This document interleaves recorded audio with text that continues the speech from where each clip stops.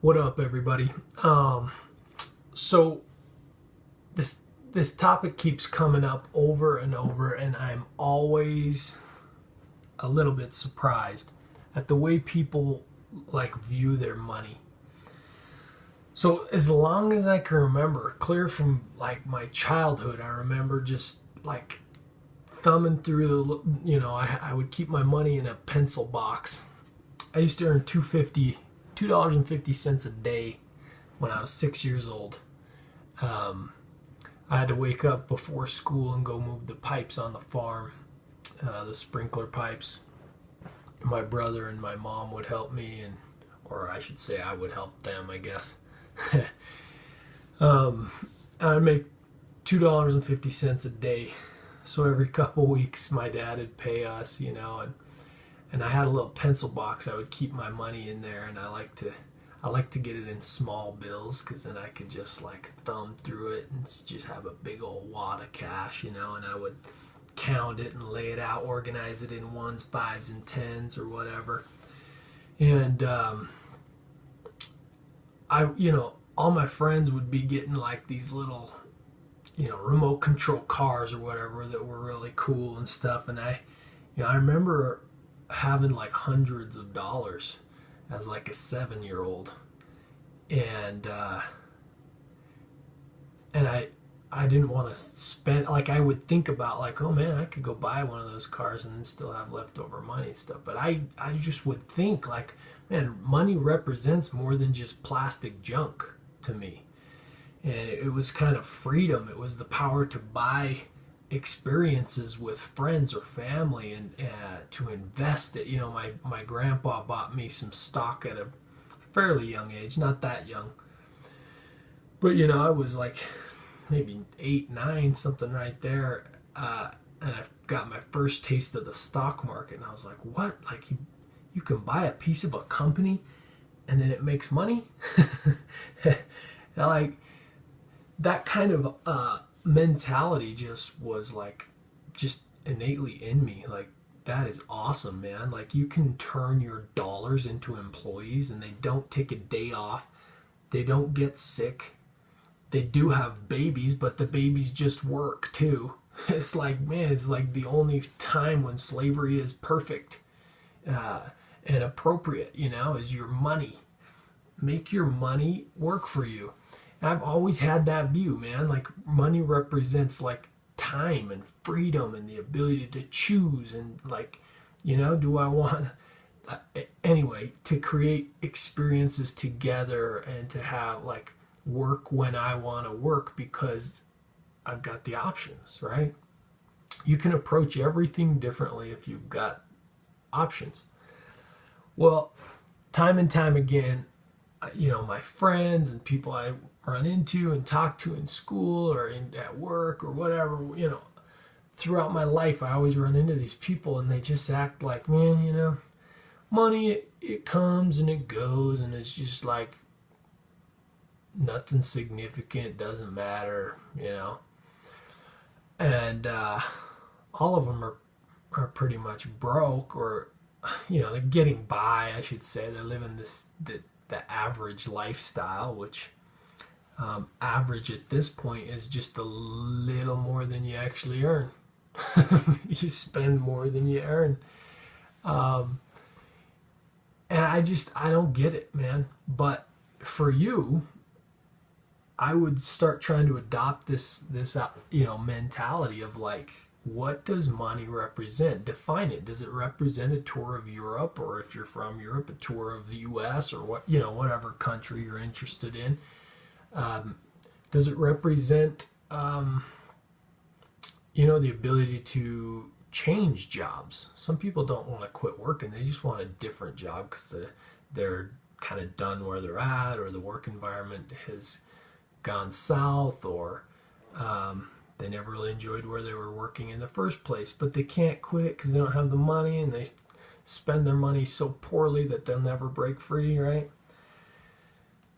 So many people rely on one income, but if you would just spend your money wisely for only a year or two, you would have enough money, most people, average income or slightly, you would have enough money to literally call it a second income if you invested it. And you don't even have to look very far. Like, you don't have to be an angel investor that's got like, inside information on a new startup company. Like, I have a stock right now that pays well with the dip. The dividend is now, if you buy right now, the dividend is like 8.5%, and then that's broken up to pay a monthly dividend. So you're earning the stock costs like $16 or something, $16.50, and it pays just over 11.5 cents per share monthly. Now that's not a big income unless you can invest a lot of money into it, but a small second income is better than a negative income or a non-existent second income, right? Better than paying interest on your credit card or whatever situation the majority of Americans are in. And that's easy. I mean, you can get any, go get a Scottrade or E-Trade or whatever, stock market account, and boom, you create a second income. And then, you do things like this, where I'm talking to you right now. This particular video won't have anything monetized or anything to sell, but I have several with products in them, and third income. And both of them are a piece of cake. So then I make money from a YouTube video or from my website or whatever. I have several websites. I take that money, I put it in the stock market, it generates a little more money, I take that cash dividend, and I can invest into my businesses, go on a vacation, do whatever. Like, I have 3 sources of income, and even though none of them are really huge, it's freedom. It's time freedom, it's location freedom, it's like, which vacation do I want to go on? Do I need to be a little more conservative for a couple months, maybe amp those up a little bit, and then I'll go on a 2 or 3 week tour of Europe or whatever? Like, these things become options if you think about what your dollars can do. But most people just buy coffee and Coke and fast food, which to me, like, man, what a sad way to spend your money and your time. Which is interesting. Like, going back to the book Blink, which I reviewed a little while ago. It talked about when we're making like those really minor decisions in life, whether or not we should buy a candy bar as we're checking out, or which restaurant we're going to eat at or whatever. When we're making those decisions, it's like of our best interest to do like a pros and cons list. What am I going to get from buying this candy bar? Well, maybe a little bit of fat, a blood sugar spike that will have effect later, not too much later in the day. I'll crash. I'll have less money. Even if I was going to buy a Snickers bar, I'll way overpay right now just buying it in the checkout line. Like, if we take the pros and cons list of these smaller ideas, we would make much better decisions. And when we get to the bigger, complex issues, we typically do better by snap judging. Just taking a thin slice, making a judgment. But on the small decisions, you need to think about it. We actually are usually the opposite. We don't think about it. It's no big deal. It's just $1, it's $2, it's $4. It's a $4 cup of coffee. It's 6-pack of Coke, or a fountain drink or whatever. Supersize my meal. We don't think about those things, and it adds up to be thousands of dollars every year.